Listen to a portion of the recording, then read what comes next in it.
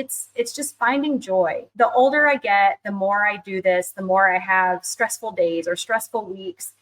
I feel like if you look for the joy, you're going to find it. And it's truly been such a transformative thought for me because, I'll tell you, this week hasn't been a great week. One of my best friends was like, "Hey girl, how are you doing?" And I said, "You know what? I'm doing pretty well because I focus on the things that do bring me joy, that are lifting me up instead of the things that are bringing me down."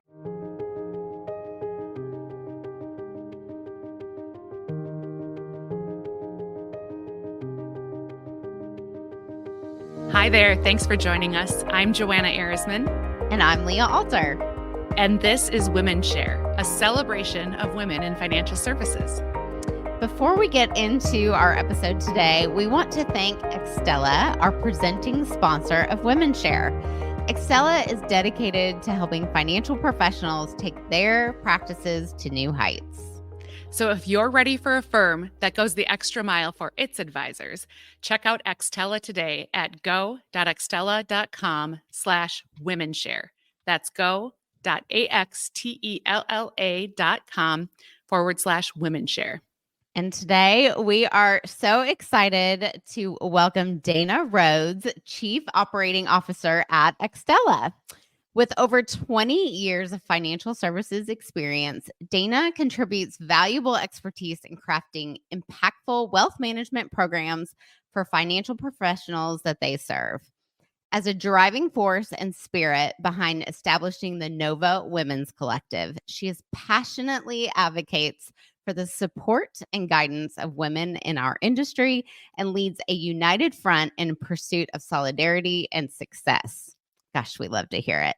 Dana and I were colleagues for many years and always someone who I have looked up to. It really is such a joy to see you absolutely thriving at Axtella. And we are just so happy to have you on the podcast. Welcome to WomenShare. Thank you both for having me, Leah. That's very kind of you to say. I loved working with you also. And I think that's what I'm most excited about is getting to have some time to catch up with an old friend and meet you, Joanna. So thank you both for having me.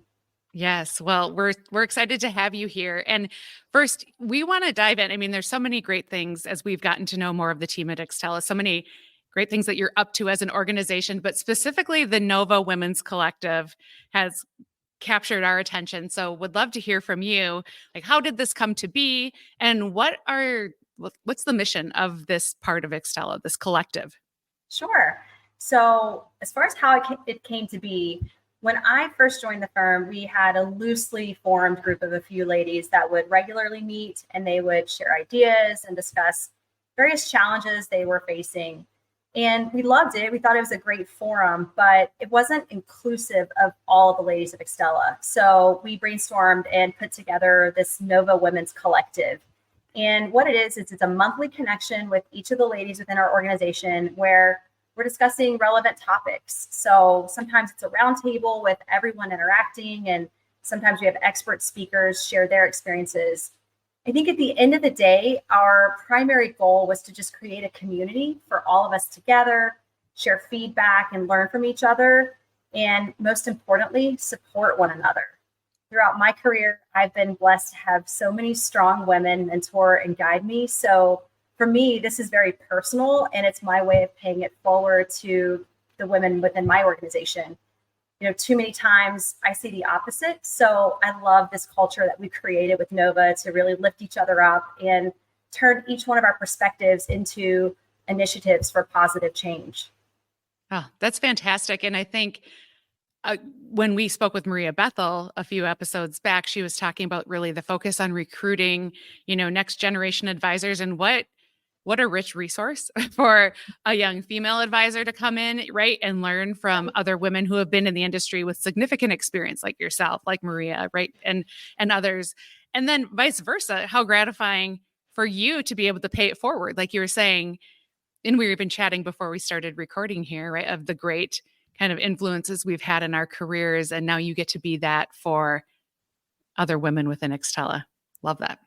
100%. It's important to me, and it's our female financial professionals, but it's also our female staff internally. And Yeah. I know there have been a couple of calls that we did where I actually brought on one of my professional mentors that's been so incredibly helpful to me in my career. And she and I just did kind of a fireside chat. But it was really interesting because after I had so many people internally say, gosh, I loved hearing your story. I would love to just chat with you when I need help or when I'm struggling with some decisions. And so that personally was really gratifying to be able to then pay it forward, as I mentioned, like someone did for me, for other folks internally within our home office. That's how we see the progress happen, right? Is when we it becomes the snowball effect, right? Absolutely. You get mentored, you mentor someone, they mentor someone, and all of a sudden that is the norm, right? That the expectation when you get into this industry is finding mentors, finding sponsors who are going to have your back, and then you seeking out those that you want to support and help along in their own careers. Mm-hmm. That's where we start to see, the big incremental progress happen, especially among us women. So you've had such a wonderful career, and you've worked mostly in the advisory space. So how has it been moving over into the COO role and taking on sort of a broader view from an organizational standpoint? It's a great question. And you're absolutely right. I mean, I found my passion in advisory several years ago, dating back to when you and I worked together initially, Leah. And that has not changed. I'm still incredibly passionate about advisory, love that part of the business. And I'm still in charge of it, honestly, here for Axtella. Several months ago, my boss approached me about expanding my role because I always seem to be the person that finds herself doing more that isn't necessarily part of my job.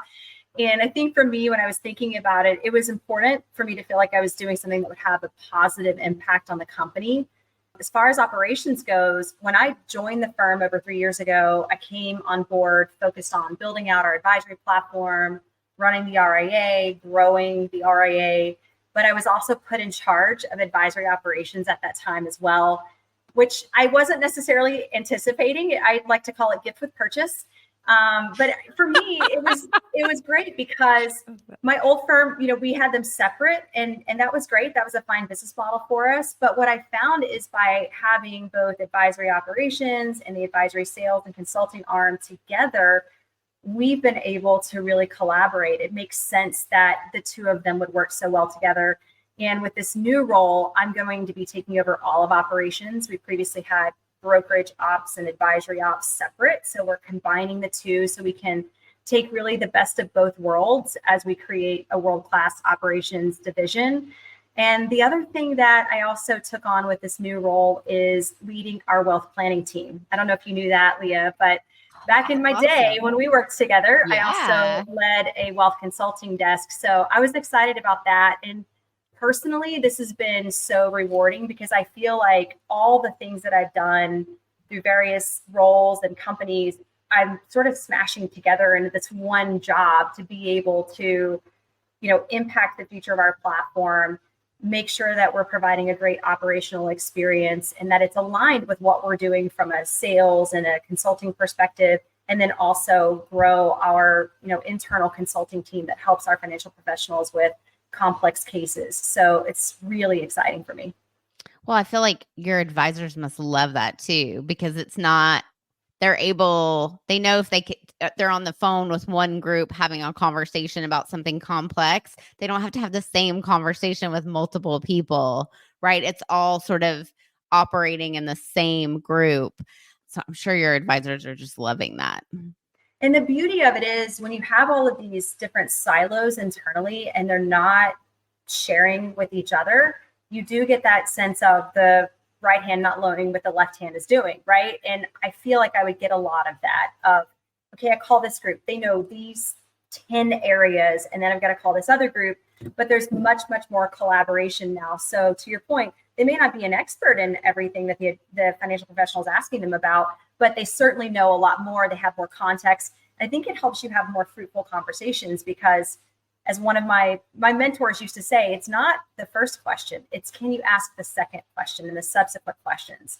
And it's knowing what to ask based on what you're being told, because a lot of times you have to pull information out of people to get to the heart of what it is they're looking for. So the hope is that the outcome will be our teams are going to be better skilled at having those conversations, pulling the information out and providing a much better experience.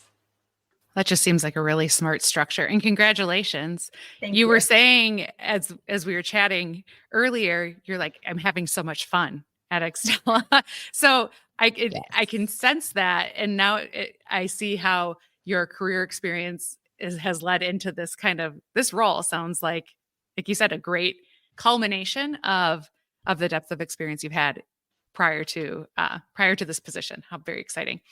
Before we get into our next question, however, our longtime listeners of the show know how passionate Leah and I are about the next generation of women advisors and investors.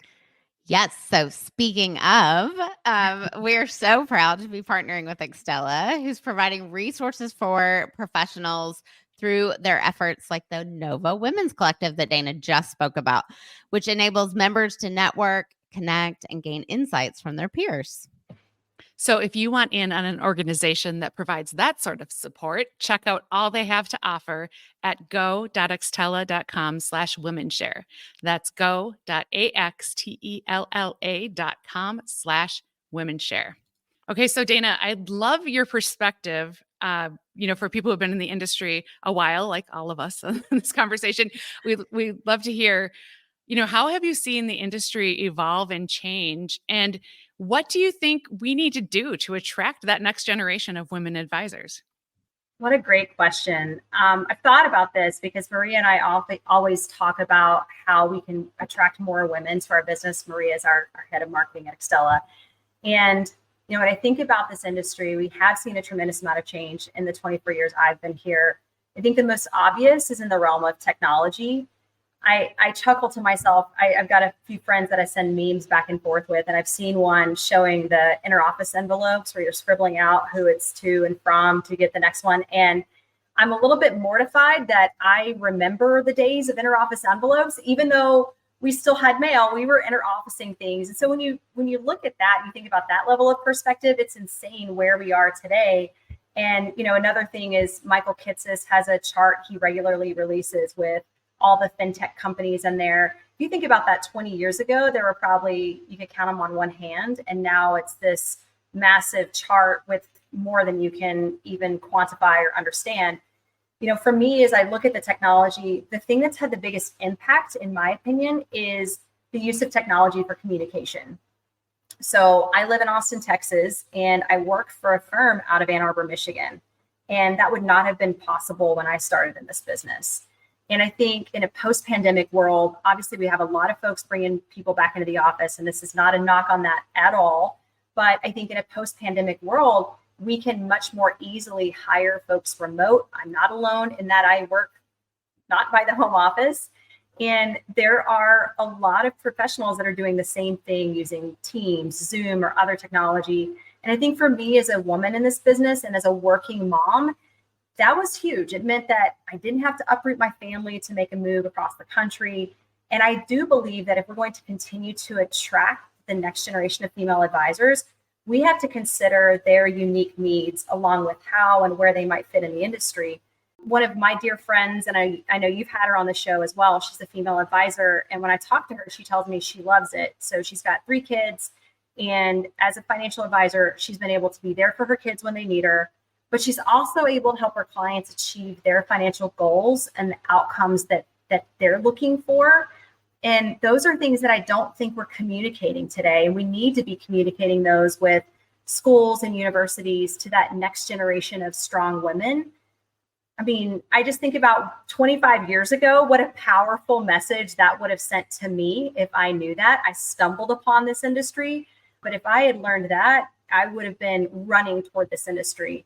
And I find that when I talk to my peers, my female peers, we all kind of want to do it all, right? We are career women, yet many of us are moms and have other responsibilities, side of work that keep us busy all the time. So knowing that we work in an industry that supports all of the roles and the hats that we may wear, it means it's really important to me. And I think we need to be communicating that.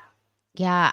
I mean, I agree. I think flexibility is such a huge factor when it comes to the next generation, having made it through the pandemic, whether they were in school, making it through school or right out of school and into like entry level types of positions and being sent home and having to figure that out. I personally had a huge revelation during that time of how much productive and better my life was working at home. And I know I'm not alone in that. And that a lot of people said, oh, wow, things can't go back to the way that they were. And that flexibility, to your point, is very attractive because I mean, even 5 years ago, if you wanted to get into this industry, you were expected like, butts in seats, so to speak, Right. from 8 to 5, Monday through Friday. And there really wasn't a whole lot of exceptions for that. Yeah. Although funny, yes, the industry has come a long way in better technology, tying to interoffice envelopes and working remotely. So when I was in my corporate role, I was remote fully remote for about 2 years. Went into the office not too far from here. Just happened to check the mailroom. I had like 25 interoffice envelopes. And I'm like, who are these people sending me interoffice mail during the pandemic? It was a lot of our advisors who were, still meeting with clients in person. And luckily it's nothing critical. They're sending me samples of, marketing collateral and that sort of thing from other places. But I'm like, there's still interoffice mail. And it was 2023. So I just had to laugh. I think all interoffice mailing envelopes should be burned at this point in our lives. They're full. All the lines are full. But you know what? On the flip side, when I left and I went into the fintech space for a spell, they sent everything to my home. It was when I first started working from home. And so I get the box the weekend before I'm going to start. And I asked my husband, hey, can you help me set all this up? Because he has this certain particular way that he's got to wire everything. We get it out and it's a MacBook. And I've always worked on Windows products. So I had that moment of, okay, I got this. I could totally do this. I get on my first call. Something's not working, right? And I'm on the call and the person says to me, I need you to just take a screenshot and Slack it to me. I'd never used Slack before. If you haven't used it, it's amazing. But I said, okay, now how am I going to make that screenshot on a Mac? So we were chuckling about it because I was that person on the calls where they would say, okay, Dana, you're going to need to go to this menu or here are the hotkeys to press. And so I definitely can understand how some of the older generations are struggling with how quickly we're adopting technology because I consider myself pretty young and hip and I struggled. I can imagine. Same. Like I just started to get nervous on your behalf. I am also a PC person through and through. And I'm like, if I got a Mac sent to me, I'd be like, oh man, I'm in trouble. I aspire to be cool enough to use one. I had a Word document because yes, I had them put Word on there because I don't like pages. And I would go through and I had all of my hotkeys. Like I had notes for myself of how to do all the things. And I've finally forgotten them because then I got a Windows computer again. And now I just feel like it's like now you can exhale. Yeah. All is right in the world. Exactly. Oh, I love it. As somebody who is raising the next generation of professionals with your teenage daughter, Caroline, what are you learning from your daughter and her peers that you're able to connect to the work that you all are doing at Axtella for attracting that next generation? Well, Leah, my daughter is everything. So you, I think, probably know more about her than anybody because we're social media friends and she's the only thing I post about. I think the big thing I'm learning is this next generation is so smart. I think they're smarter and more tech savvy than I am or ever was. I mean, I look at some of the assignments that she has to complete in school, and I don't think I ever had to do anything like that. They've also grown up in this environment of really constant change. They've had to grow up very fast. They've lived through the pandemic. To your point, they had the interruptions with school and working, doing school from home and all that entailed. And, I think that they have a lot of benefits, but I think the distractions that this generation has had at a young age of cell phones and social media that's really challenging. So I think there's a lot of things that they're navigating, very difficult concepts they're navigating at a very young age that I think we need to be helping them with. For me, Caroline has certainly enhanced my multitasking abilities, but I think we teach each other to take one thing at a time, because as much as I can be frenetic and do 75 things at one time, I also know that when I'm doing that, I'm losing focus on really putting my energy into what's most important. So, for me, I think she and I keep each other grounded in that way. And, it's about balance and savoring those moments. So getting a lot of things done, learning, embracing new things as they're thrown our way, but also savoring the moments. And for her, it's been great because I see what she's doing and I can learn from her, but I can also bestow my wisdom on, hey, I once too tried to take on the whole world. And let me just tell you, here are some pitfalls. I mean, as Leah knows, my daughter is a competitive gymnast. So her training schedule is 4 hours a day, 6 days a week. She's student. She's always got something going on. So I definitely am seeing her incredible time management, grit, determination, just her ability to be laser focused on a goal. And it reminds me when I get stuck in a rut, okay, I've got to focus back on what's important, but I also can remind her that this too shall pass. And she's doing all the right things. It will pay off in the end, but there's going to be hard days. So I think for us, it's a very symbiotic relationship. Yes, I'm learning from her, but she and I have such a close relationship that we really, I think, complement each other really well. I am just impressed by all that she has going on. And then you've got this career, this big responsibility at Axtella that I can imagine you're also a great role model, right? For her to see how this is all playing out in your career. I think as a parent or any kind of busy professional, it's really important to remember like the examples we're setting. And like you said, helping her to anchor to what really matters. Because you hear a lot about the generation, Gen Z having anxiety and all this pressure and everything imposed on themselves. When you can remind her, it's about balance. It's about focusing on what matters most. Yes, grit, determination, striving, it's all good. But how do you also prioritize your well-being as well? It's interesting because when I was growing up, I have wonderful parents, by the way, really, really terrific parents. My mom is such a case study and someone that just made so much of herself and had an amazing career in the insurance business.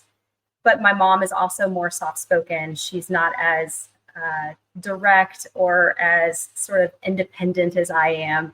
And when my daughter was born, I still had a lot of insecurities. And people didn't know that I had them, but I had them. And I remember thinking, I don't want her to grow up with the same insecurities that I have. So I was really overly focused on, if I'm uncomfortable in a situation, I'm going to do the proverbial fake it till I make it, so that she doesn't feed off of my discomfort and create that same sort of insecurity.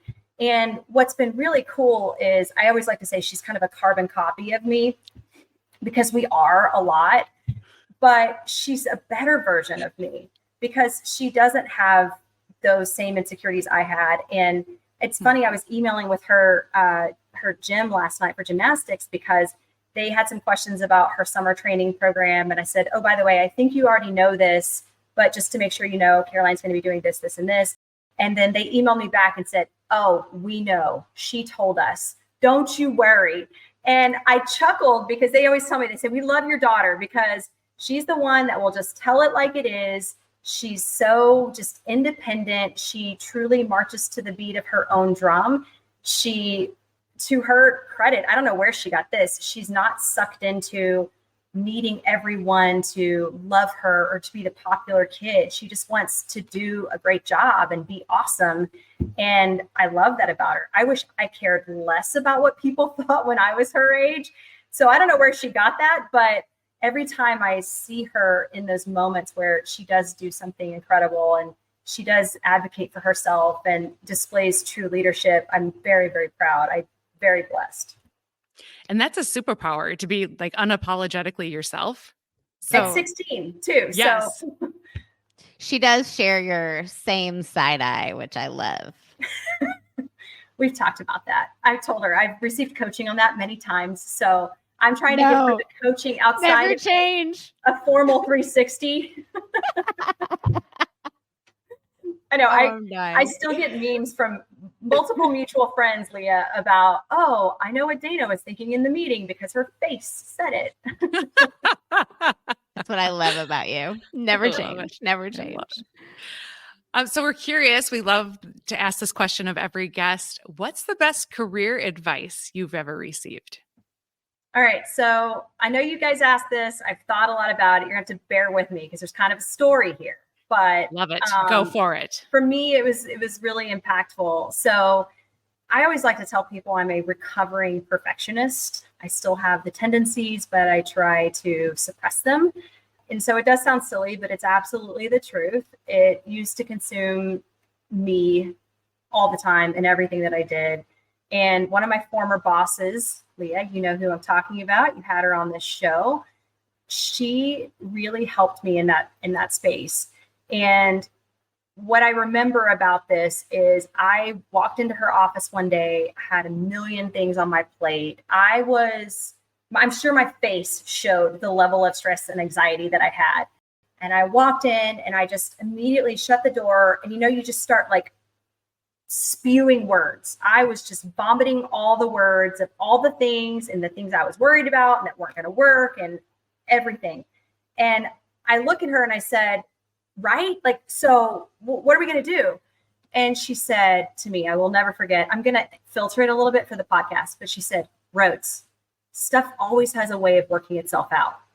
And I looked at her like, what? Like, you didn't help me with what I needed help with. Like, how are we going to figure out all these things? And, I'm not going to lie. I thought it was crap at the moment. I don't think I ever told her that, but I thought I was like, what?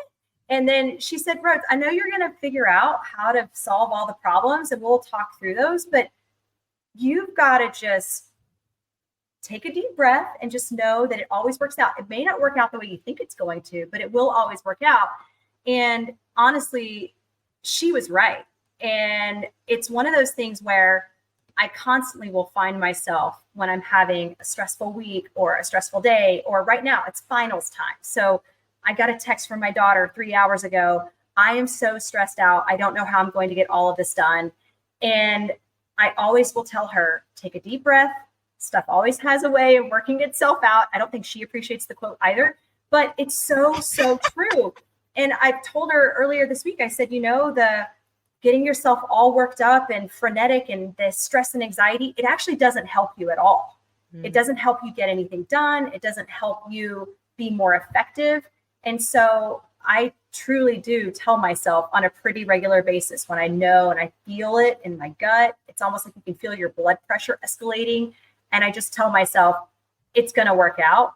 And honestly, I've done it so much now, I start to believe it. And my stress levels, I have much more responsibility, but I think my stress levels have become far more manageable because I'm constantly reminding myself. Sometimes when you're in the moment, it feels like the weight of the world is on your shoulders, and whatever this key decision is going to impact the rest of your life.